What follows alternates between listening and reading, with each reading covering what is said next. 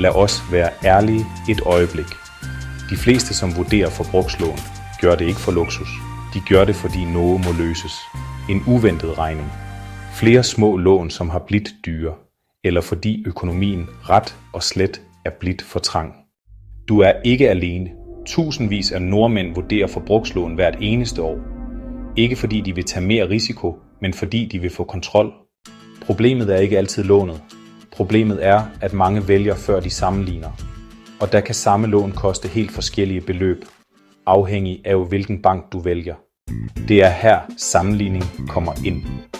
Når du søger gennem en side, kan bankerne konkurrere om dig. Du får flere tilbud. Du ser renten, du ser totalkostnaden, og du bestemmer selv. Ingen forpligtelser. Ingen krav om at takke ja. Ingen påvirkning på valget dit. Du får oversigt, før du tager den beslutning. Hvis du vurderer forbrugslån eller refinansiering, bør du altid starte med at sammenligne. Jeg har lagt linken under videoen. Klik dig ind. Tjek alternativerne dine. Og vælg det, som faktisk passer din økonomi. Et lån er et værktøj, ikke en løsning i sig selv. Men rigtig valg kan give dig ro, oversigt og bedre kontrol på økonomien.